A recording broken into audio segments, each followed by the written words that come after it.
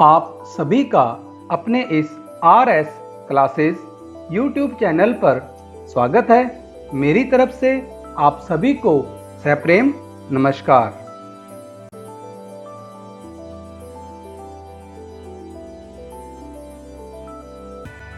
हमारा आज का अध्याय है मानवीय करुणा की दिव्य चमक। यह अध्याय कक्षा 10 की हिंदी पुस्तक क्षितिज में संकलित है। सर्वेश्वर दयाल जी का जन्म 15 सितंबर 1927 को बस्ती जिला उत्तर प्रदेश में हुआ था। सर्वेश्वर दयाल सक्सेना जी का 23 सितंबर 1983 को नई दिल्ली में निधन हो गया। मानवीय करुणा की दिव्य चमक फादर कामिल बुल्के जी का जन्म 1 सितंबर 1909 रैम्स चैपल नौकके हेस्ट नगरपालिका वेस्ट फ्लैंडर्स बेल्जियम में हुआ, जो कि यूरोप का एक समृद्ध देश है। फादर कामिल बुल्के जी का निधन 17 अगस्त 1982 में गैंग्रीन के कारण एम्स दिल्ली में इलाज के दौरान हुआ। हमारे आज के अध्याय मानवीय करुणा की दिव्य चमक के लेखक हैं श्री सर्वेश्वर दयाल सक्सेना। सर्वेश्वर दयाल सक्सेना का जन्म सन 1927 में जिला बस्ती उत्तर प्रदेश में हुआ। उनकी उच्च शिक्षा इलाहाबाद विश्वविद्यालय से हुई। वे अध्यापक, आकाशवाणी में सहायक प्रोड्यूसर, दिनमान में उपसंपादक और पराग के संपादक रहे। सन 1983 में उनका आकस्मिक निधन हो गया। सर्वेश्वर बहुमुखी प्रतिभा के साहित्यकार थे। वे कवि, कहानीकार, उपन्यासकार, निबंधकार और नाटककार थे। सर्वेश्वर जी की प्रमुख कृतियां हैं काठ की घंटियां, कुआनो नदी, जंगल का दर्द, खूंटियों पर टंगे लोग, कविता संग्रह पागल कुत्तों का मसीहा, सोया हुआ जल, उपन्यास, लड़ाई, कहानी संग्रह, बकरी, नाटक, भौं भौं, खों खों, बतूता का जूता, लाख की नाक, बाल साहित्य, चर्चे और चरखे उनके लेखों का संग्रह है। खूंटियों पर टंगे लोग पर उन्हें साहित्य अकादमी का पुरस्कार मिला। सर्वेश्वर की पहचान मध्यवर्गीय आकांक्षाओं के लेखक के रूप में की जाती है। मध्यवर्गीय जीवन की महत्वाकांक्षाओं, सपनों, संघर्ष, शोषण, हताशा और कुंठा का चित्रण उनके साहित्य में मिलता है। सर्वेश्वर जी स्तंभकार थे और चर्चे और चरखे नाम से दिनमान में जो स्तंभ लिखते थे उसमें बेबाक सच कहने का साहस दिखता है। उनकी अभिव्यक्ति में सहजता और स्वाभाविकता है। संस्मरण स्मृतियों से बनता है और स्मृतियों की विश्वसनीयता उसे महत्वपूर्ण बनाती है। फादर कामिल बुल्के पर लिखा सर्वेश्वर का यह संस्मरण इस कसौटी पर खरा उतरता है। अपने को भारतीय कहने वाले फादर बुल्के जन्मे तो बेल्जियम यूरोप के रैम्स चैपल शहर में, जो गिरजों, पादरियों, धर्मगुरुओं और संतों की भूमि कही जाती है, परंतु उन्होंने अपनी कर्मभूमि बनाया भारत को। फादर बुल्के एक सन्यासी थे, परंतु पारंपरिक अर्थ में नहीं। सर्वेश्वर का फादर बुल्के से अंतरंग संबंध था, जिसकी झलक हमें इस संस्मरण में मिलती है। लेखक का मानना है कि जब तक राम कथा है, इस विदेशी भारतीय साधु को याद किया जाएगा तथा उन्हें हिंदी भाषा और बोलियों के अगाध प्रेम का उदाहरण माना जाएगा। मानवीय करुणा की दिव्य चमक फादर को जहरबाद से नहीं मरना चाहिए था। इसकी रगों में दूसरों के लिए मिठास भरे अमृत के अतिरिक्त और कुछ नहीं था। उसके लिए इस जहर का विधान क्यों हो? यह सवाल किस ईश्वर से पूछें? प्रभु की आस्था ही जिसका अस्तित्व था, वह देह की इस यातना की परीक्षा उम्र की आखिरी देहरी पर क्यों दे? एक लंबी पादरी के सफेद चोगे से ढकी आकृति सामने है। गोरा रंग, सफेद झाई मारती भूरी दाढ़ी, नीली आंखें, बाहें खोल गले लगाने को आतुर। इतनी ममता, इतना अपनत्व इस साधु में अपने हर एक प्रियजन के लिए उमड़ता रहता था। मैं 35 साल से इसका साक्षी था। जब वह इलाहाबाद में थे और तब भी जब वह दिल्ली आते थे। आज उन बाहों का दबाव मैं अपनी छाती पर महसूस करता हूँ। फादर को याद करना एक उदास शांत संगीत को सुनने जैसा है। उनको देखना करुणा के निर्मल जल में स्नान करने जैसा था और उनसे बात करना कर्म के संकल्प से भरना था। मुझे परिमल के वे दिन याद आते हैं जब हम सब एक पारिवारिक रिश्ते में बंधे जैसे थे, जिसके बड़े फादर बुल्के थे। हमारे हंसी मजाक में वह निर्लिप्त शामिल रहते, हमारी गोष्ठियों में वह गंभीर बहस करते, हमारी रचनाओं पर बेबाक राय और सुझाव देते और हमारे घरों में किसी भी उत्सव और संस्कार में वह बड़े भाई और पुरोहित जैसे खड़े हों, हमें अपने आशीषों से भर देते।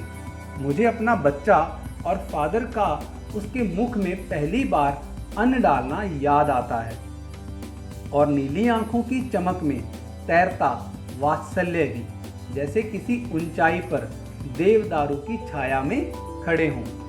कहाँ से शुरू करें? इलाहाबाद की सड़कों पर फादर की साइकिल चलती दिख रही है। वह हमारे पास आकर रुकती है, मुस्कुराते हुए उतरते हैं। देखिए देखिए, मैंने उसे पढ़ लिया है और मैं कहना चाहता हूँ, उनको क्रोध में कभी नहीं देखा, आवेश में देखा है और ममता तथा प्यार में लबालब छलकता महसूस किया है। अक्सर उन्हें देखकर लगता है कि बेल्जियम में इंजीनियरिंग के अंतिम वर्ष में पहुंचकर उनके मन में सन्यासी बनने की इच्छा कैसे जाग गई, जबकि घर भरा पूरा था। 2 भाई, एक बहन, माँ, पिता सभी थे। आपको अपने देश की याद आती है? मेरा देश तो अब भारत है। मैं जन्मभूमि की पूछ रहा हूँ। हाँ, आती है।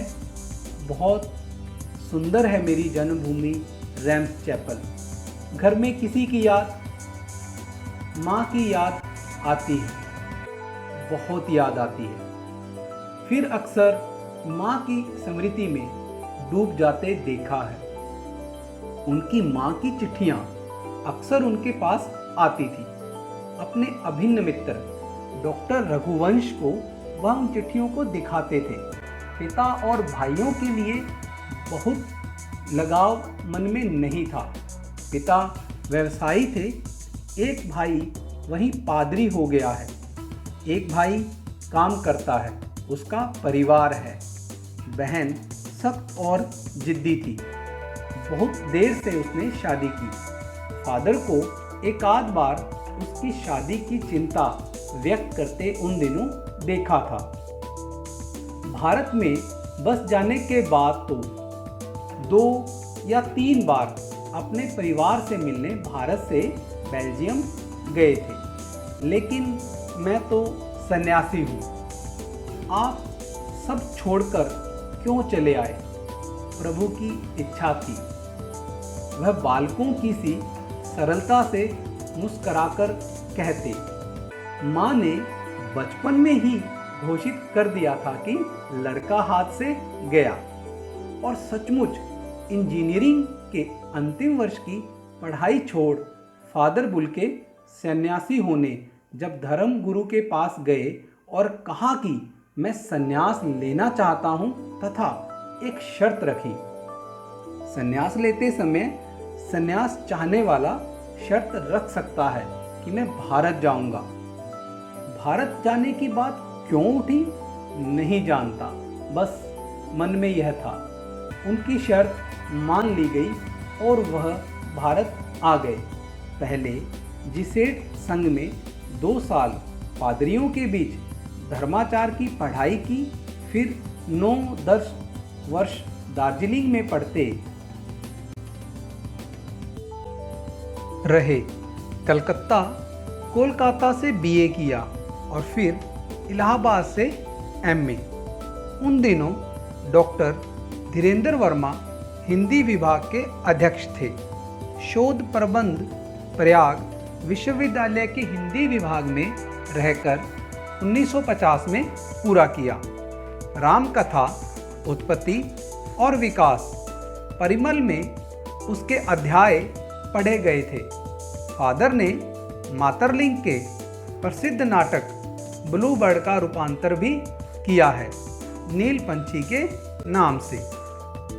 बाद में वह सेंट जेवियर कॉलेज रांची में हिंदी तथा संस्कृत विभाग के विभागाध्यक्ष हो गए और यहीं उन्होंने अपना प्रसिद्ध अंग्रेजी हिंदी कोश तैयार किया और बाइबल का अनुवाद भी, और वहीं बीमार पड़े। पटना आए, दिल्ली आए और चले गए। 47 वर्ष देश में रहकर और 73 वर्ष की जिंदगी जीकर। फादर बुल्के संकल्प से सन्यासी थे। कभी कभी लगता है वह मन से सन्यासी नहीं थे।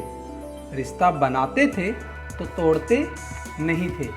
10 साल बाद मिलने के बाद भी उसकी गंध महसूस होती थी।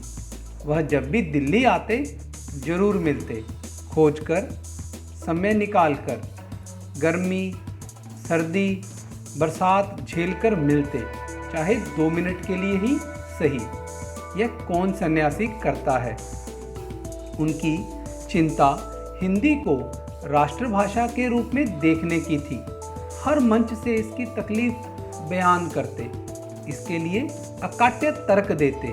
बस इसी एक सवाल पर उन्हें झुंझलाते देखा है और हिंदी वालों द्वारा ही हिंदी की उपेक्षा पर दुख करते उन्हें पाया है। घर परिवार के बारे में, निजी दुख तकलीफ के बारे में पूछना उनका स्वभाव था और बड़े से बड़े दुख में उनके मुख से सांत्वना के जादू भरे 2 शब्द सुनना एक ऐसी रोशनी से भर देता था जो किसी गहरी तपस्या से जन्मती है। हर मौत दिखाती है जीवन को नई राह। मुझे अपनी पत्नी और पुत्र की मृत्यु याद आ रही है और फादर के शब्दों से झरती विरल शांति भी। आज वह नहीं है, दिल्ली में बीमार रहे और पता नहीं चला। बाहें खोलकर इस बार उन्होंने गले नहीं लगाया। जब देखा तब वे बाहें दोनों हाथों की सूजी उंगलियों को उलझाए ताबूत में जिस्म पर पड़ी थी। जो शांति बरसती थी वह चेहरे पर स्थिर थी, तरलता जम गई थी। वह 18 अगस्त 1982 की सुबह 10 बजे का समय था। दिल्ली में कश्मीरी गेट के निकलसन कब्रगाह में उनका ताबूत एक छोटी सी नीली गाड़ी में से उतारा गया। कुछ पादरी, रघुवंश जी का बेटा और उनके परिजन राजेश्वर सिंह उसे उतार रहे थे। फिर उसे उठाकर एक लंबी संकरी उदास पेड़ों की घनी छां वाली सड़क से कब्रगाह के आखिरी छोर तक ले जाया गया, जहां धरती की गोद में सुलाने के लिए कब्र अवाक मुंह खोले लेटी थी। ऊपर करील की घनी छाह थी और चारों ओर कब्रें और तेज धूप के वृत्त। जनेंद्र कुमार, विजयेंद्र स्नातक, अजीत कुमार, डॉक्टर निर्मला जैन और मसीह समुदाय के लोग, पादरीगण, उनके बीच में गैरिक वसनपहन, इलाहाबाद के प्रसिद्ध विज्ञान शिक्षक डॉक्टर सत्यप्रकाश और डॉक्टर रघुवंश भी, जो अकेले उस संकरी सड़क की ठंडी उदासी में बहुत पहले से खामोश दुख की किन्हीं अपरिचित आहटों से दबे हुए थे, सिमट आए थे कब्र के चारों तरफ। फादर की देह पहले कब्र के ऊपर लिटाई गई। मसीह विधि से अंतिम संस्कार शुरू हुआ रांची के फादर पास्कल तोयना के द्वारा। उन्होंने हिंदी में मसीह विधि से प्रार्थना की। फिर सेंट जेवियर्स के रेक्टर फादर पास्कल ने उनके जीवन और कर्म पर श्रद्धांजलि अर्पित करते हुए कहा, फादर बुल्के धरती में जा रहे हैं, इस धरती से ऐसे रतन और पैदा हों। डॉक्टर सत्यप्रकाश ने भी अपनी श्रद्धांजलि में उनके अनुकरणीय जीवन को नमन किया। फिर देह कब्र में उतार दी गई। मैं नहीं जानता इस सन्यासी ने कभी सोचा था या नहीं कि उसकी मृत्यु पर कोई रोएगा, लेकिन उस क्षण रोने वालों की कमी नहीं थी। नम आंखों को गिनना स्याही फैलाना है।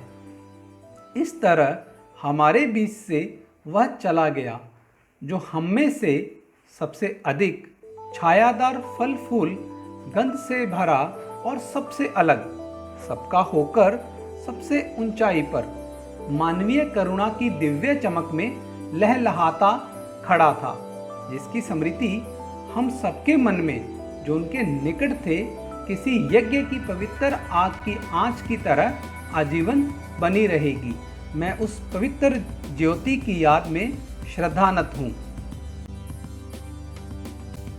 इस अध्याय की शब्द संपदा है जहरबाद, गैंग्रीन, एक तरह का जहरीला और कष्ट साध्य फोड़ा।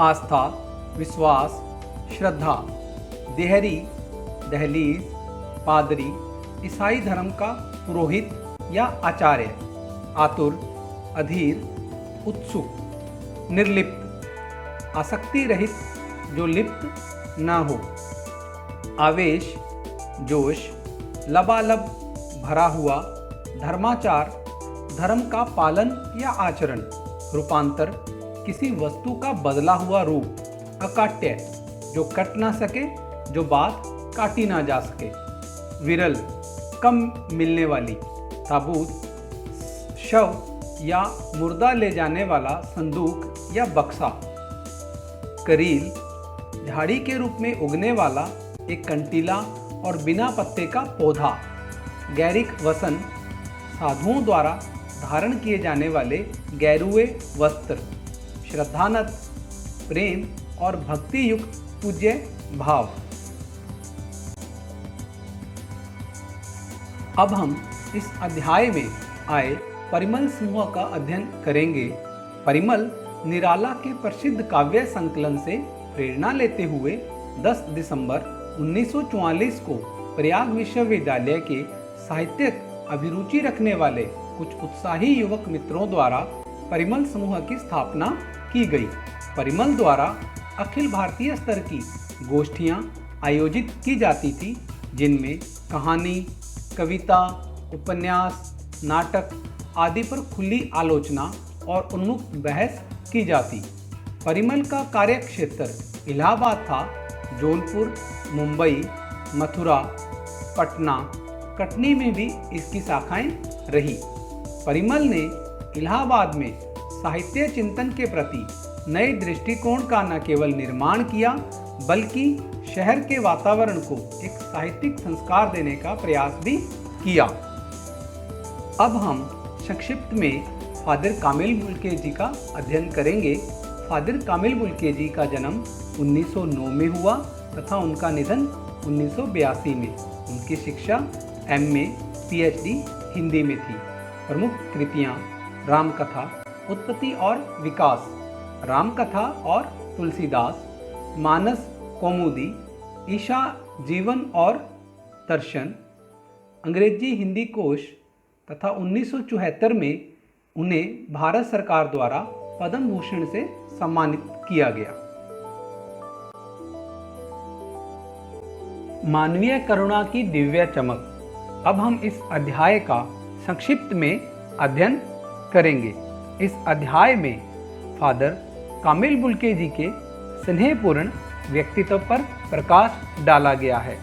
फादर बुल्के का जन्म बेल्जियम, यूरोप के रैम्स चैपल शहर में हुआ था। उनके घर में माँ, पिता, 2 भाई और एक बहन थी। उन्हें छोड़कर वे भारत आ गए थे और फिर भारत को ही अपनी कर्मभूमि बनाकर जीवन की अंतिम श्वासों तक यहीं रहे। फादर कामिल बुल्के जी ने इंजीनियरिंग के अंतिम वर्ष में संन्यास लेकर भारत आने की इच्छा जताई थी।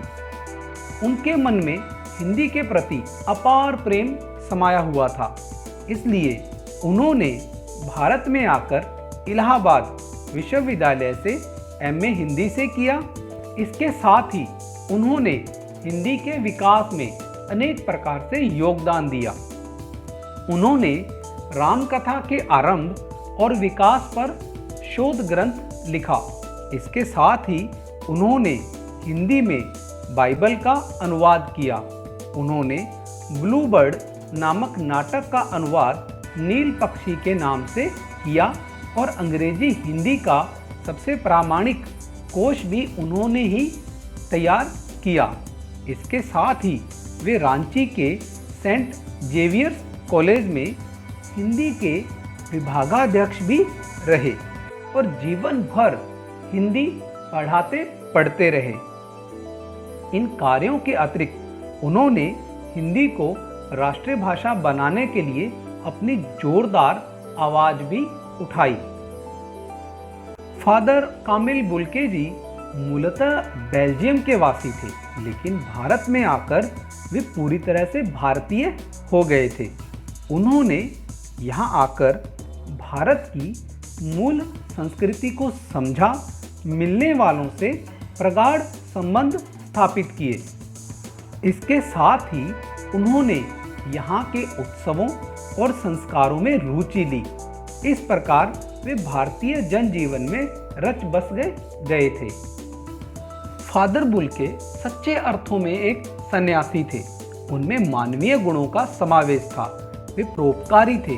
उनके हृदय में दूसरों के लिए करुणा एवं वात्सल्य भाव समाया हुआ था। वे सन्यासी होकर भी परिचितों से विशेष लगाव रखते थे। वे उनके सुख दुख में शामिल होते थे और उन्हें अपने गले लगाने को आतुर रहते थे। वे कभी भी किसी को अपने से दूर तथा अलग प्रतीत महसूस नहीं होने देते थे। इसीलिए लोग उन्हें आत्मीय संरक्षक भी मानते हैं। वे स्नेहशील रिश्ते बनाकर रहने वाले व्यक्ति थे। उनके व्यक्तित्व में समाये अनेक अनुकरणीय गुणों को इस संस्मरण में वर्णित किया गया है।